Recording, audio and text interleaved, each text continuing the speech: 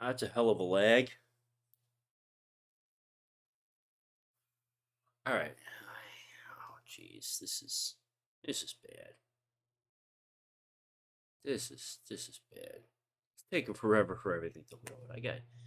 My internet is so terrible. The app can't even figure out what it's doing. Am I in the chat? Am I not in the chat?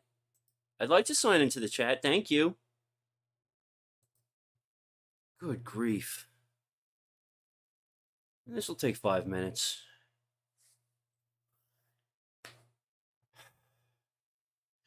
Thank you, Spectrum Internet. Yeah, I got one of those government vouchers where everything's supposed to be a little bit cheaper because, I'm poor. But hey, screw it. Even though you're actually paying full price anyway, we're gonna give you the lowest tier garbage. And we got the spinning blue wheel of doom over here.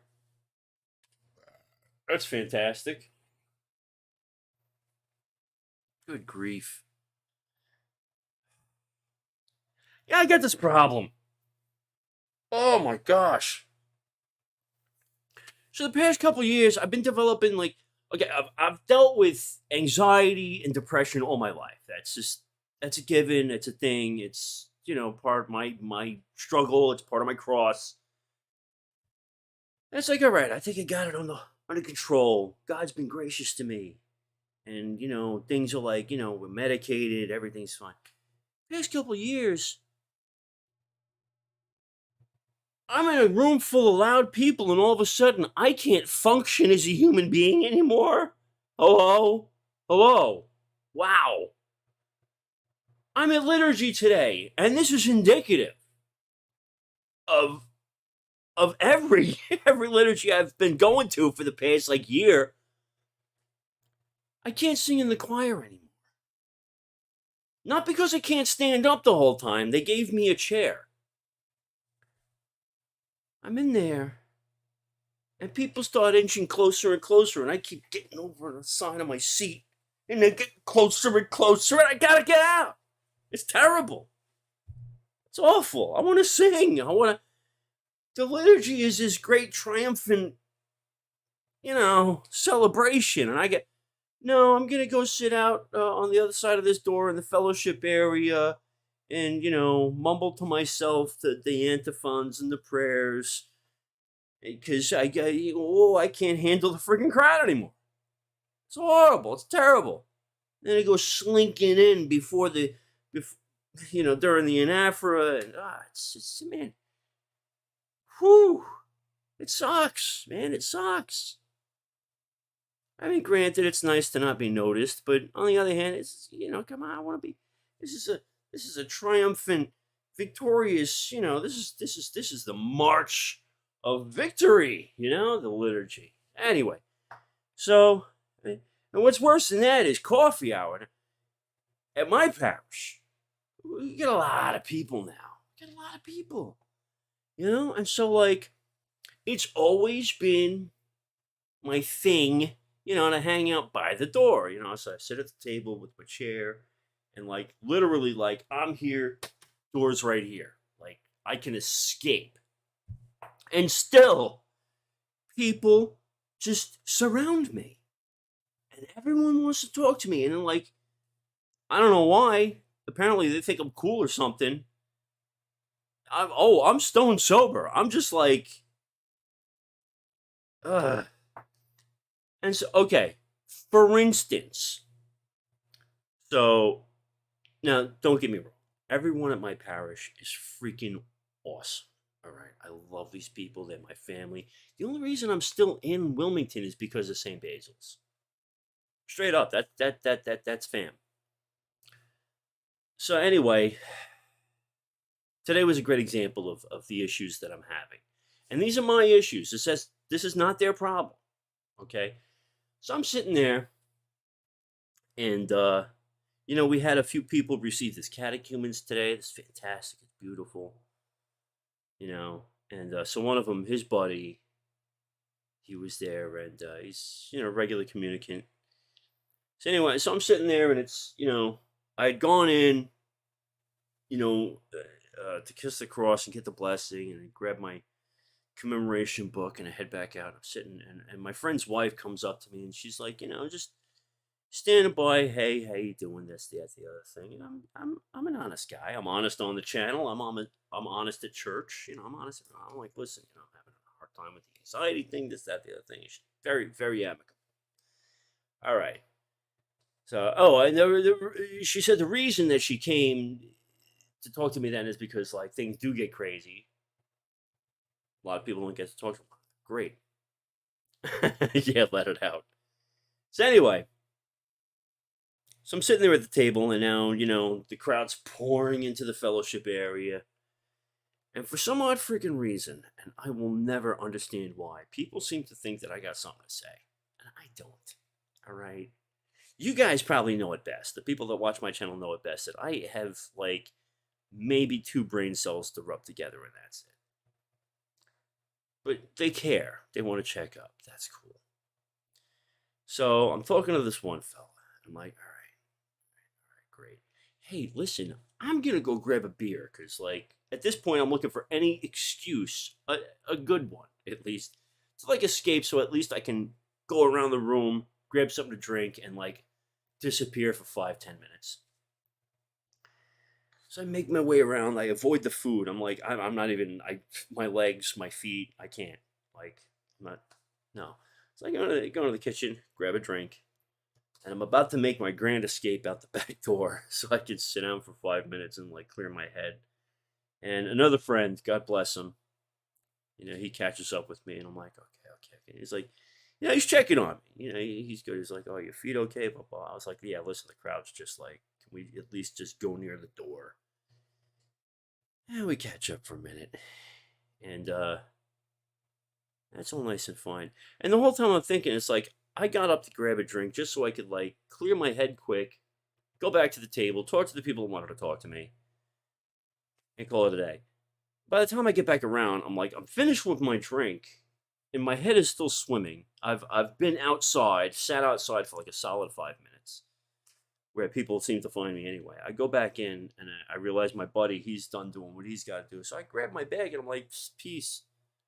And I come home, and then I was talking to my friend on the phone, for like 5 minutes, because, okay, so here's the deal. I've been trying to get off the cigarettes, all right? I'm doing okay, it's a process, but, like, thank you to everyone that threw me a few bucks last week. I was able to get my vape back up to, up and running order, got coils and liquid, whatever. It's a thing. Thank God. But there's always that transitory period where, like, it's all psychological. The cigarette thing, it's like, I don't need the nicotine. I'm getting the nicotine. It's just a habit. Now, I've only been smoking cigarettes again for about 2 years, so it's not like it's a very long habit, but, old habits die hard.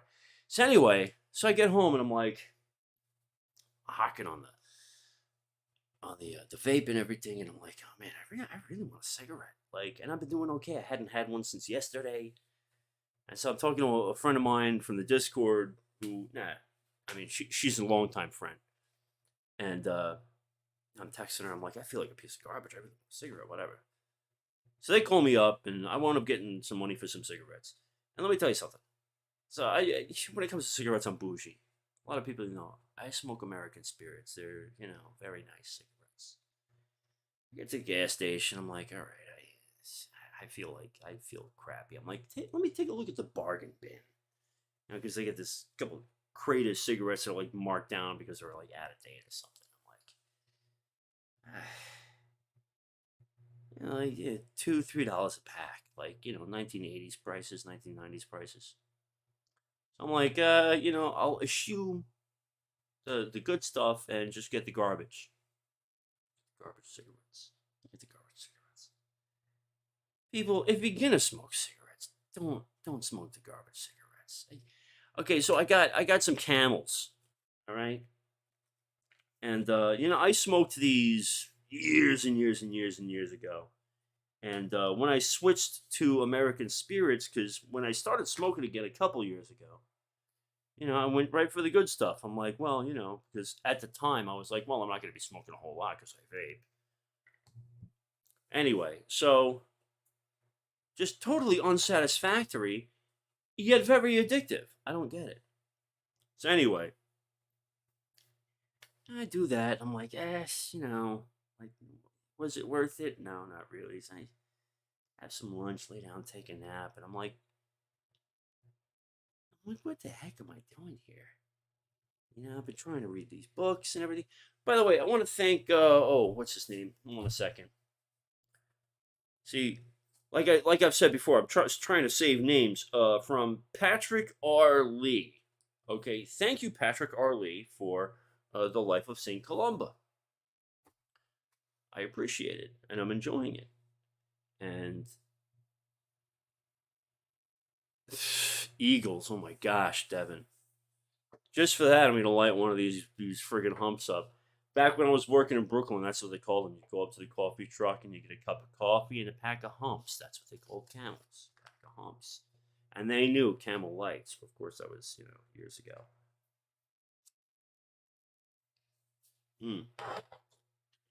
So anyway, yeah, it's just been like one mess after another. Like, trying to keep up the bills and everything. And it's, the church got hit with like a $30,000 bill we weren't expecting. The diocese kicked in like 20. We were on the hook for 10. So things are looking kind of rough over there. We're bursting at the seams. We can't fit everyone in there, and we're still struggling financially. It sucks, I was talking to someone the other day. They were like, "Oh, well, ideally a parish should only have 75 to 125 people, and then you should start another mission." It's like, yo, do those 75 to 125 people have like fat pockets? Because otherwise, it doesn't work. Because you got to pay a priest, and if the parish gets too big, you got to pay 2 priests, and then you got to build a bigger building. Like, not for nothing. We don't live in one of those like traditionally Orthodox countries. People just like throw money at the church like it's going out of style. I'm sorry. Anyway, so who's a typical addict? Okay, David. Thank you. I hadn't thought of that before. It had never crossed my mind at all. You know, that's that's why I never went on that rant just now about how I'm quitting smoking again and how it was a stupid decision to start. You're absolutely right.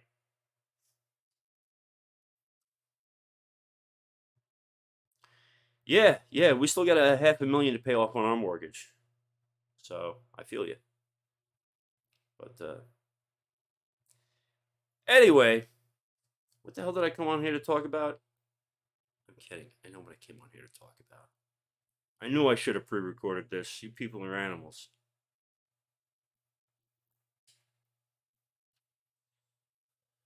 Oh, I'm plenty patient with myself. I just sometimes get in this mood where it's just like, remember when like you were probably in grade school, right? And you raised your hand, you felt a little silly, and your teacher was like, "Honey, there's no such thing as a stupid question." I got news for you. Your teacher lied to you. Okay, there are plenty of stupid questions and stupid comments. Anyway, so what I wanted to talk about is my absolute loathing for academic texts, and it's not a very it's not a long rant. David, okay, buddy, whatever you say, I'll do what you said because you said it. And people like you make me want to smoke a second one. It's the old defiant punk rock thing. It's a hard mindset to unlearn. I've been working on it for decades. What was it? Can we talk about the damn books now, please? Jeez Louise. Anyway, so yeah, so I got this The Life of Saint Columba, and I'm enjoying it because I love the saints. Who doesn't? But you know, Penguin Classics. Now, I will always sing the praise about Penguin's Classics because despite everything, you can get some fantastic translations, some fantastic texts at bargain basement prices, ladies and gentlemen. Even by today's standards, even though this is $20. Back when I was in high school, this would have been $5. Ugh. Anyway, so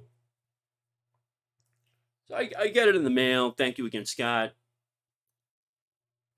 No, I haven't read it. Who the fuck is Alan Carr? We're talking about St. Columba. Jeez. Anyway. So I get the book. Thank you, Scott. Thank you. It's been on my wish list for like years. So I open it up and, you know, I'm reading the preface and it's all about the translation and, oh, I wanted to be true to this, blah, blah, blah, blah, blah, all the nerdy stuff. I'm like, okay, you know, that's great. Can we get to the saints now? And then there's the introduction. Ladies and gentlemen of the jury, I submit to you. Exhibit A, the introduction to this translation of the life of St. Columba by Adamnan of Iona. Yeah, he was the 7th abbot after St. Columba. The introduction is 100 pages long. I'm not joking. Literally 100 pages of the most inane scholastic nonsense that has absolutely no bearing whatsoever on the life of the saint. I skipped it. I got a page in. I was like, I don't need this. I want to read about the saint. I don't want to read about like, well, in the mythology and all this nonsense that came after the fact. It's like I don't care about mythology. Let me read the life of the saint, please. David, go fuck yourself, all right, buddy? In the name of Jesus Christ, I love you, all right? You can't hate a person, but you can hate things. And what I hate right now is judgmental behavior. You're not doing anyone any favors.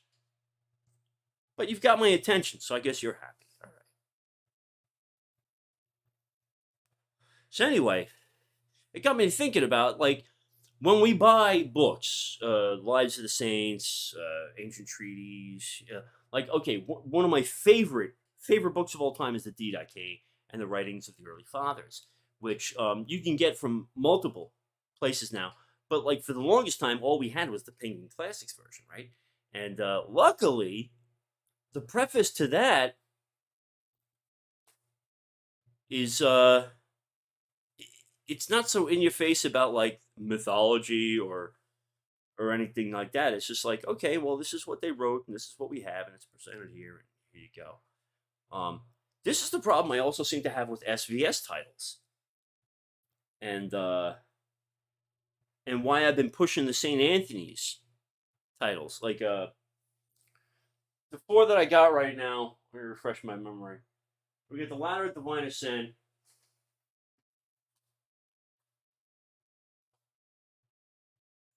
Eschatological Hymns and Homilies of St. Ephraim, get on the Psalms by St. Basil, and the Hexameron by St. Basil.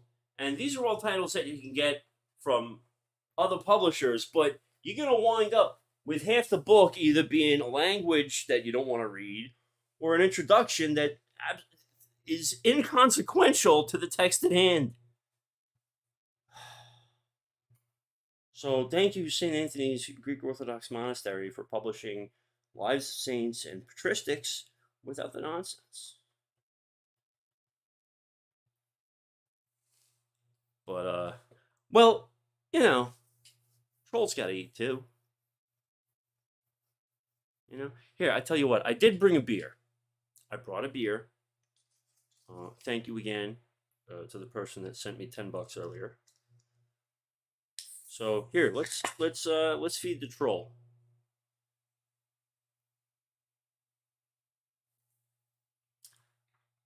There we go. Okay. Justified. Now you're justified. So anyway, do you have an Amazon wish list or something where we can send your books? Actually, yeah. I've been posting it on the videos, I actually have two lists. One is a wish list with that, which is actually things for the show, like where like it would like a microphone extension stuff. But there is also a list of materials for the show, book wise. But the problem I'm running into now is like after doing the show for 3.5 years, it's like I've kind of Amazon just, I don't much care for supporting them. And some of the newer publications that I'm looking into are not available, which I think is a good thing. They're usually available through the publisher or the monastery that they are created by.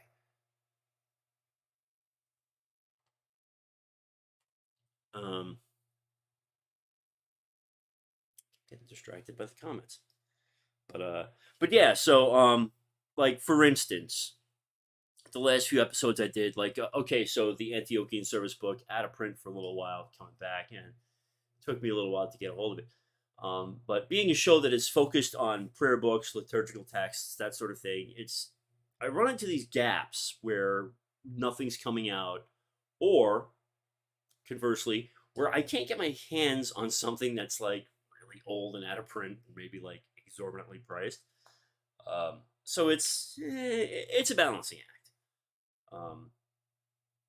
The issue I'm also running into, and this kind of goes back into the disability anxiety part of things, is for the past 6 months now I've been stuck at home ostensibly, um, which in a perfect world it's just like, well, I've got all this free time on my hands, I can just read books and pray and do this sort of thing. But the X factor in that is the depression that comes along with these severe critical life changes. And even though I do absorb a lot of content, I've been listening to a lot of lectures on the apocalypse. Like I love the apocalypse of Saint John. I think it's a brilliant book. People horribly misunderstand it. I play a lot of solitaire, but the problem is, like, I'll sit, and it takes a lot to sit still. Um, between the foot pain, arthritis, and everything, and so it takes me a long time to get through a book, even if I'm like really into it. Like, Life of Saint Columbia. I started reading it the other day, and I had a very very difficult time like sitting through more than a chapter without having to get up, sit down, shift around. It's and I know a lot of it is psychological, but it's rough. You got to be careful what you ask for. It's funny, like, because back when I was in like good health and I was working and everything, I was like, hey, let's do Orthodox Review full time, and careful what you ask for, because now I've got all this time on my hands, and I can't seem to crank out content the way I'd like to, because I'm dealing with these psychological demons. So it kind of sucks, and I know it's fleeting. Listen, folks, everything we know here is passing away. All right, that's part of it. The earth is not my home, I'm passing through. You know what I mean? But that's not to say we don't struggle. My struggle, not unlike many, many other people's, is that I deal with these disabilities, both psychological and physiological, and unfortunately, the channel suffers for it. I am not happy about that at all, not one bit. But I struggle on, because honestly, and this is where I thank God for you, for everyone that is into the show. Is if I didn't have this to at least struggle for in my day to day life, Lord knows, I might have crawled into a ditch already. So my love for wanting to entertain you really, really has kind of kept me afloat. But back to the sort of subject at hand, with when it comes to translations of the lives of saints and patristic texts. It's great that we have so much at our fingertips these days. What I'm not a fan of is the fact that these translators try to diminish the holiness of these books. They try to present them as just, oh, these are mythological historical texts. And it's kind of heartbreaking a little bit. It's really not that deep a subject. It's just something I figured I'd mention. Hey, let's check in with the comments because been averting my eyes. I've never watched Stranger Things, so there you go. Yes, St. Anthony's, absolutely. I need to shut this down and try again later, maybe? Nah. No, if it wasn't for like a wild hair up my keister, I wouldn't have done this in the first place. Honestly, I was horribly depressed and in desperate need of reaching out. That's why I'm doing this. So thanks for judging. Better to support the source. Absolutely, Apex Theory. Always better to support the source. The Lord be with you, Raph. Good to see you. Oh, thanks, James. I really appreciate that. David Wilson, sober up. Let me get drunk first, and then I'll do that. Keep doing you, Raph. I love you, you rock. Thank you, Peter. Stop wasting other people's money on cigarettes and booze. Thank you, David. I'll keep that in mind. From an addict to an addict, part the dross and give us the gold then. I'd hate to break it to you, but this is the gold. Opinions on ancient Christian writings from Penguin Classics. Actually, yeah. So, Ancient Christian Writings, which is the volume, I probably mentioned it before you jumped on the stream, which has the Didache and like letters of St. Ignatius of Antioch and St. Clement and all those. That is great. That was actually my first exposure to those writings. And to this day, I still think that those are fantastic translations. They're kind of the gold standard.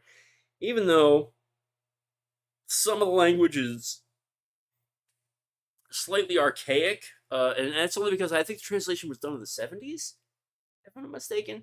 But still, it's fantastic. And to this day, I've got a few other translations. I would say the ones from Legacy Icons, St. Ignatius Orthodox Press, are fantastic translations because they are derived from those of Ephraim Lash, who had a slightly better grasp of the Greek that was used at the time. But yeah, that particular volume of Penguin Classics is indispensable. If you're looking for stocking stuffers for people, I would highly recommend that. We can never question Raphael here. He has all authority. I am the destroyer of worlds. Okay, go watch Oppenheimer. Right on. The one with the stone on the cover, I think. Yeah, they've actually changed the cover of that volume a couple times, and it makes me want to. I'll have to make a mental note that the next time we go to church, I will take a picture of each copy of that we have in our little library there, which is only like 3 bookcases big. But yeah, there's a couple different cover variants on that because Penguin does update their covers occasionally. Sorry to have offended you, Emmanuel. No worries. I don't get offended. That's just not a thing. Stay on that ladder, brother. I will try. I'm still crawling toward that first rung, to be honest with you. I dip way too much. Want to go after me? You got my name. What? Yeah, way to go, Steve. Okay. Devin, are you under the assumption that I'm upset with you? No, not at all. Not at all. We're just here having a good time. I get offended easy because I'm a horrible sinner. Because I have no love in my heart. I'm the worst possible example of an Orthodox Christian you could possibly think of. So don't worry about me. To the troll homes. I was so close to toll houses. I haven't talked about that in a couple of years. But, well, I've said my piece as far as dealing with my anxiety disorder and the depression and what's going on with the show. Okay, believe me, I cannot judge you. You know, man. Matthew, everyone, please say a special prayer to Saint Pantaleon for Matthew. Um, if you happen to have a copy of the Akathist to the Mother of God, the Inexhaustible Cup, pray for us. Addiction is no fucking joke. I'll be honest with you. I struggled with addiction for years and years and years and years and years. And I know that it's a spiritual disease. It attacks the psyche because at its core, addiction really affects people that hate themselves, that want to be someone else, that just for some odd reason or another just can't hack it. And been there, done that. I'm still kind of there. You know, I still struggle with that, but I understand completely um, what addiction is about from an orthodox perspective. So, yeah, if you could just please say a prayer and entreat our Lord, that would be fantastic. Speaking of entreating our Lord, I mean, addiction is something that never goes away. You know, we may satiate it, we may put it to the side, but let's face it. I mean, we are who we are. We carry a cross from the beginning until the end. We go to Golgotha. We follow to Calvary. You know, uh, it's just a matter of how well we're carrying that cross. Anyway, so it actually reminds me of something else I've been wanting to talk about, but feel like it's pre-list if I do. So you'll excuse me, please, if this comes off that way. It's not meant that way. Heaven forbid. So, a few people at my parish lately have been running into issues with cancer.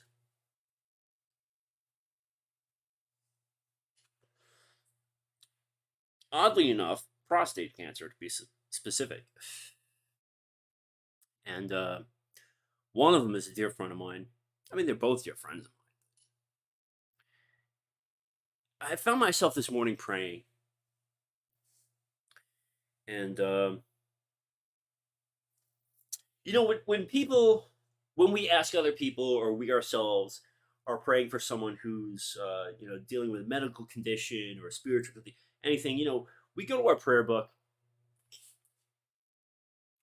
and we try to dig out the right prayers, or maybe we have a book of Akathists or some sort of collection or individual volume for praying for a specific need. And that's all good. That's very good. Petitions to the saints and to our Lord and to his blessed mother, the Theotokos, are always good. It's never a bad thing.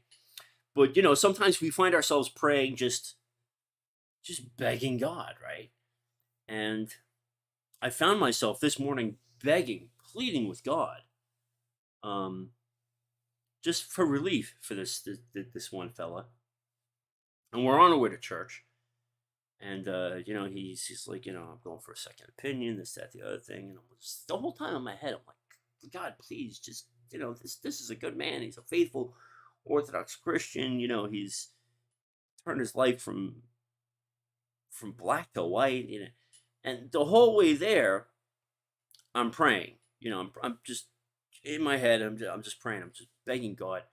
And I realized at one point, and this is how lazy and sinful I am, ladies and gentlemen. I remember at one point during this, because because by this time I'm just like, I can't stop. I'm just like desperate.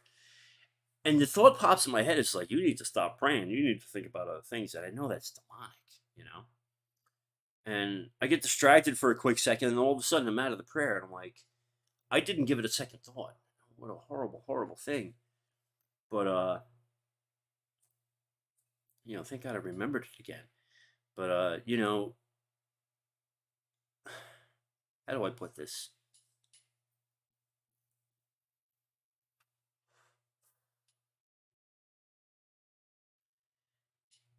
the love we have for one another cannot just be we say we love someone for for Christ's sake. That we are adhering to some sort of mandate for love. I was going to post this as a short, but I thought it would be way too pretentious. But I will say it now, uh, because no one's going to watch this after the fact. And I don't mean this with any pretense whatsoever.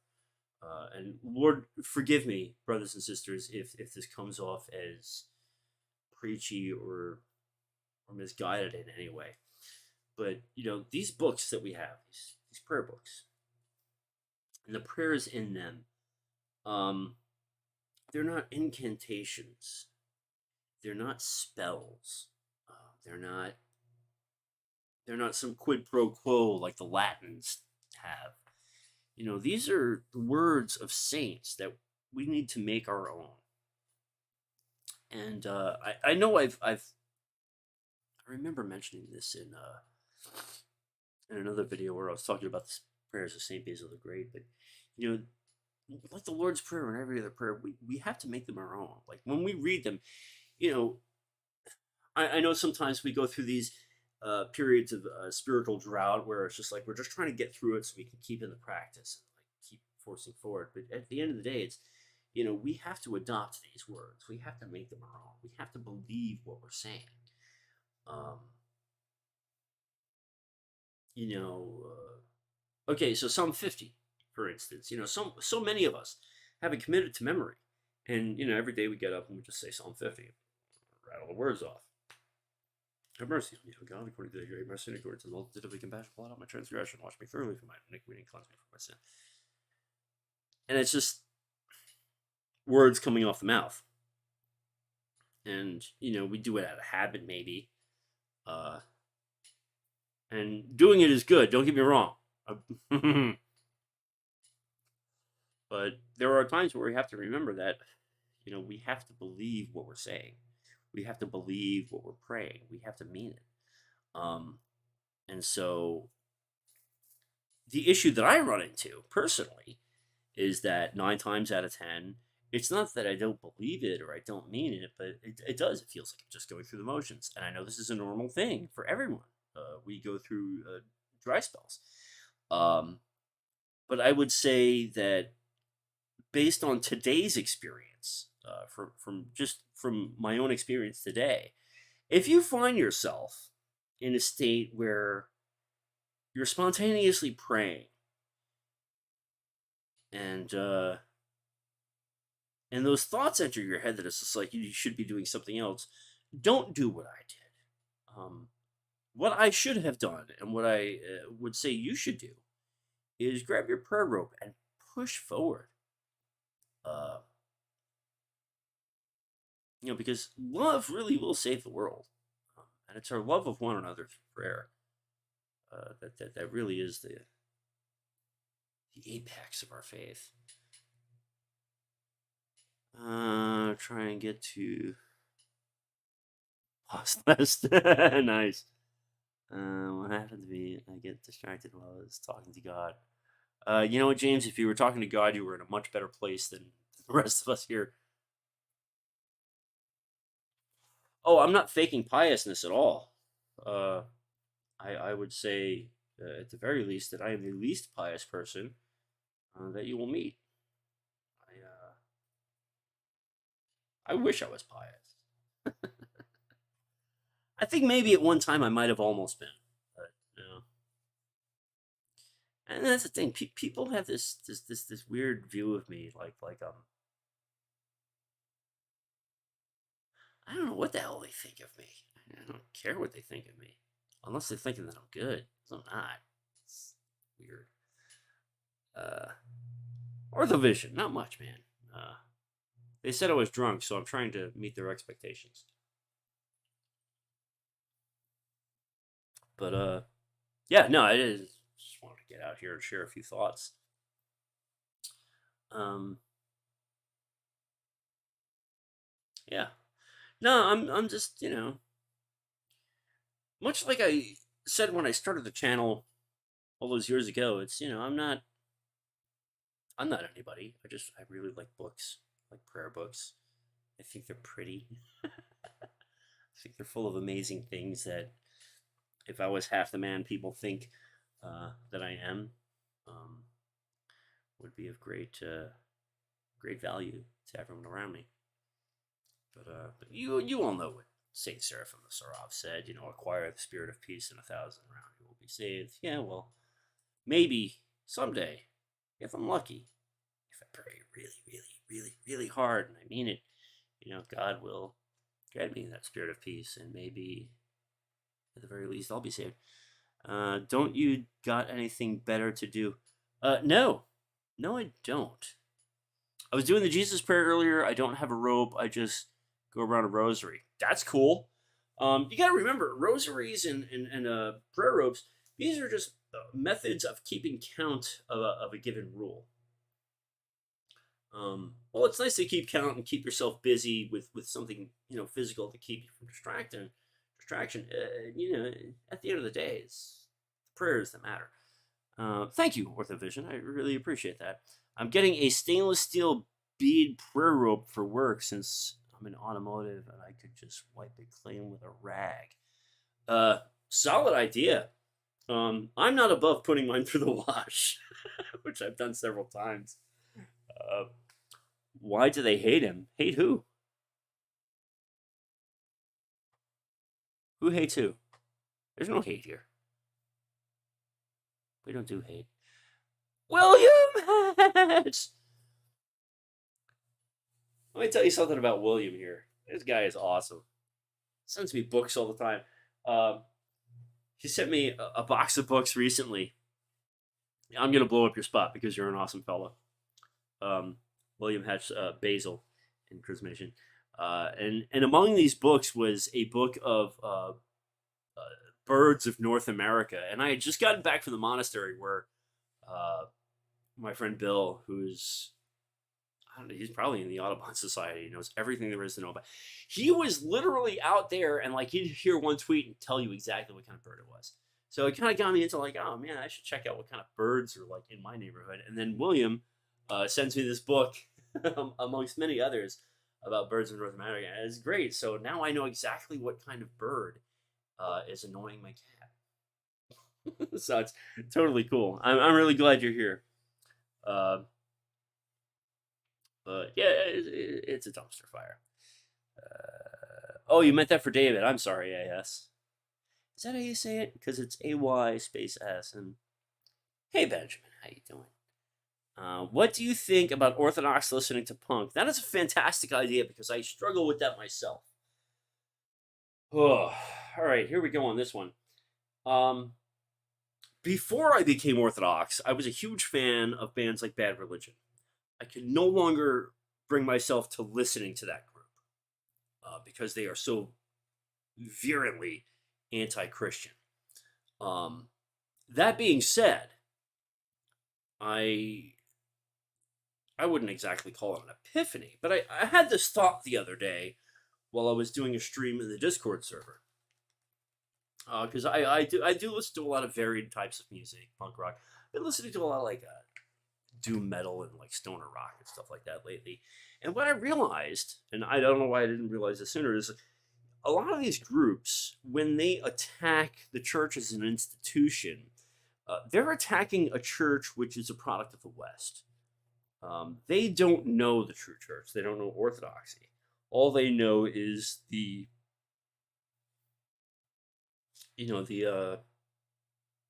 heretics that they've been given. And so, though I don't ever condone any attack on the church and on Christ, especially like the band Crass loved to do. Yeah, right, Joachim. Don't be a henchman. Stand on your laurels. Bad Religion. I can kind of cut a lot of Western groups slack because the Christianity that they've encountered really isn't Christianity. And so one could not quite blame them for being angry over the hypocrisy of it all. Greg Graffin was raised as a Calvinist. Atheism is not as bad as it could be. Yeah, Greg Graffin, he's a rough one to get around. Because he said in interviews before that he just hates Christianity. But what I think is funny is that Bad Religion did a Christmas album. So that just makes me hypocrites. I just stick to power metal. Hey, power metal's all good. I like power metal. Fighting dragons and such. I've been on a real kick with that band Cathedral lately. We actually had a listening party in the Discord server the other day. That was pretty cool. I've always said this. Most atheists are really just have a problem with American evangelicalism and just react against that. Yeah, I'm kind of on the same page with you than that on that, especially and also with Europeans as well. You know, when all you've had to deal with is Protestantism and Catholicism and the gross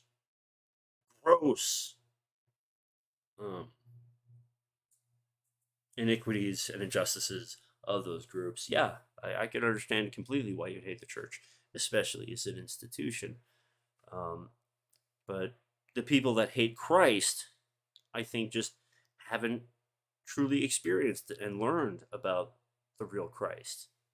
They've only been, and it's the same, and this is something I used to say back before I was an Orthodox Christian. It's like people just eat what they've been fed. You know what I mean? You know me, I love me, my David Bowie, but sometimes a solid blast beat hits the spot. Right on, Devin. I'm all about some Bowie. I went on a Lou Reed kick the other day, which I'm still trying to process.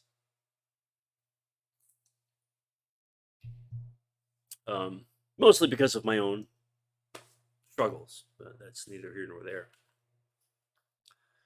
But no, we got about 15 minutes left, maybe a little less.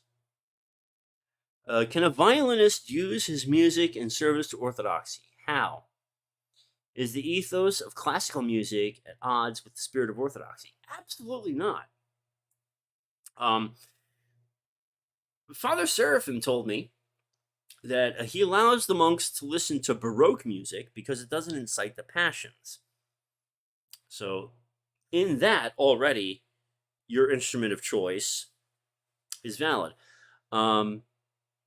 Anyone with any ability, musical, whether it's vocally or otherwise, can glorify God through that medium if one so chooses. I've been trying for years and years and years and years to write a Orthodox rock piece. No one likes butt rock, let's face it, unless it's Steel Panther, because, it's a joke. There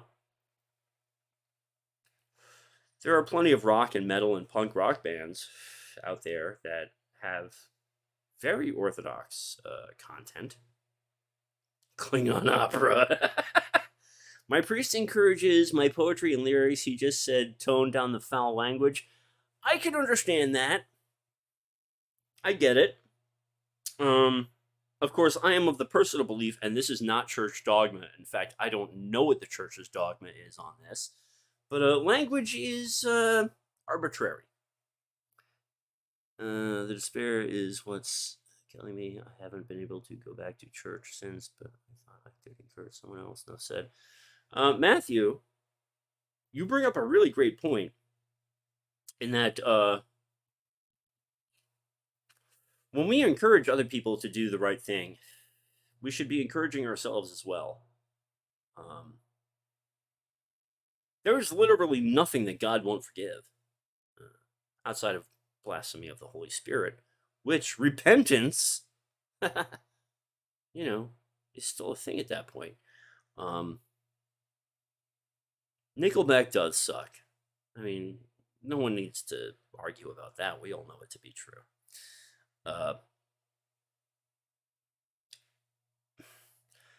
what I've been studying about Orthodox Church is very ancient and legit church. This is true, James. Oh, no worries, Decetheus. As always, you're right in time for the end. And we got about 10 minutes left in the stream. Don't ever give up, folks. Like, if there's one example I can set for people, it's that I am the biggest piece of shit you'll ever meet in your life. All right? I'm so full of it. It's terrible. And still, I drag my ass to church every Sunday. And other days, if I'm physically capable of doing so. I would admonish you all to do the same.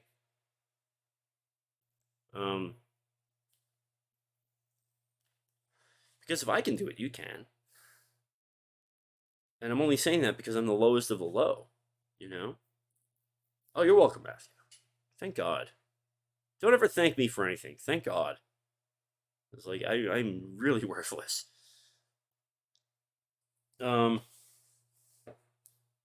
Example.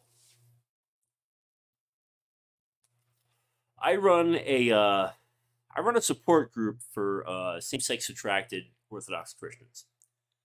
And I will say that this is not a group for people that are like out there living a gay lifestyle and trying to get back to God. These are people, faithful Orthodox Christians, who struggle with this passion, with this cross that they've been given, and struggle to keep true to the Orthodox faith and to the precepts of the church, and not give in to these passions. So I'm talking to this guy the other day, new member of the group, and yeah, he was baptized and chrismated Orthodox as an infant. You know, his parents are Orthodox, and like so many young people, you know, he just being raised in the church, he just kind of wandered away, and then came back. Glory to God.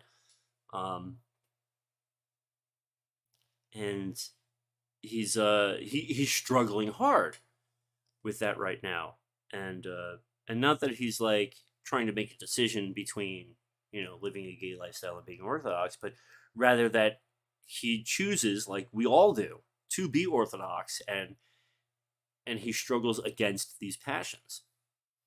And so we spoke for about an hour, and the one thing I said to him, that I said to him just to remind myself of this, is that, wow, this was in today's epistle reading. We should bear one another's burdens, yeah? And we should lift each other up, and when one is weak, the other is strong. And so the issue he was running into is, you know, his spiritual father, his father confessor, knows about his struggles, but no one else does, and he feels very ashamed about it. And he's afraid of judgment because of it. And I said to him, well, you know, he's in a men's group at his church, like many of us are. I myself am. And I accidentally outed myself to my men's group, and they're fine, because they understand that it's, you know, we all struggle with sins, we all struggle with passions, stuff, the other thing. And so I told them, I was like, listen, you know, have a little faith in the orthodoxy of, you know, your brothers and sisters in the church, and that if you feel the need to, you know, bring this up to them so that you can get it out, so you can feel more comfortable about your struggle, that you can, you know, have that support, then bringing it up to them should not be an issue. But it all goes back to, and the part I kept trying to reiterate is what St. Paul said about bearing each other's burdens. And, you know, I realized, of course, during the conversation, that I was not taking my own advice, that I was not sharing myself with others, and that, you know, I struggle with the depression and the anxiety and the sexual stuff and this, that, the other thing, you know, whatever little passion I'm dealing with. I'm not sharing it openly with my church family so that, you know, they could be praying for me, you know, because if we don't know that our brothers are suffering, you know, we don't know what to be praying for. The only judgment to fear is the righteous and dread judgment of the Lord. This is true. This is true. We have to make an account at the end of all of our deeds, all of our thoughts, all of our words, all of our beliefs. Everything stands on the judgment block. And that's exactly what I'm getting to, is that on one side, if we fail to share our burdens, we are denying our brothers and sisters their chance to be charitable, and we're denying ourselves humility, a chance to be humbled. And that goes in all ways, I think one of the most selfish things, and this is, again, it's not a church dogma or something, this is a thought, but I think that one of the most horrible things we could do to ourselves is deny ourselves our humility, to truly lower ourselves to a point where it's just like, understand that I'm weak, that I suffer from these passions and from these demonic assaults, and I'm keeping it all to myself. Where it's like, no, if we don't share these things with each other, we're denying ourselves and our brothers and sisters a chance to exercise our Orthodox Christian duties. Again, I don't listen to death metal. Oh yeah, and that's why it's important that we're open. That's also why when I do these live streams, I kind of let everything be raw, despite the fact that what I'd rather do is just kind of hide in the corner.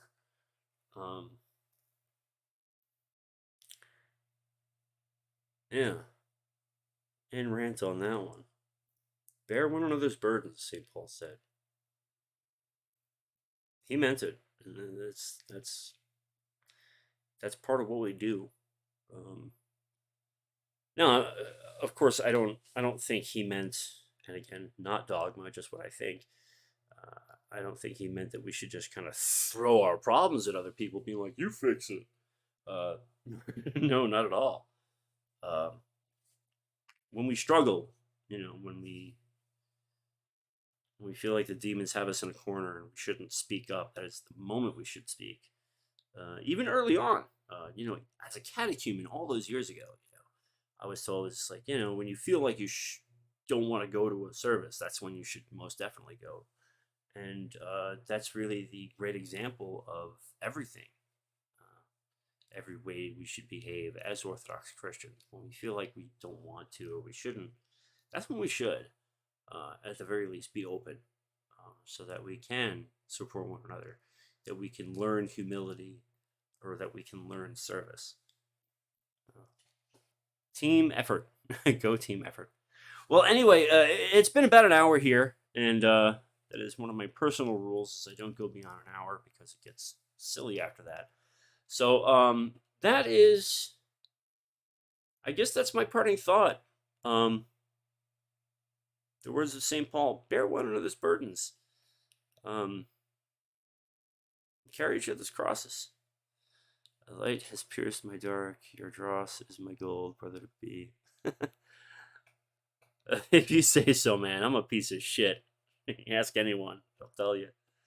But glory to God, struggle valiantly for the kingdom. And when you get there, pray for me. But anyway, so yeah, that's it. I'm getting out of here. It's 8:45. I gotta take my meds and start settling in for the evening. But thank you all for hanging out. I really appreciate it. Yeah, I don't know. Go do the good works of the Lord. Keep calm and read a psalm, as they say. Anyway, on behalf of Spooky Cat and myself, thank you again for hanging in there. And don't forget to go to church, say your prayers, and remember God. And in your charity, please, please, please, please pray for the wretched servant of God, Raphael, the lowest of the low. And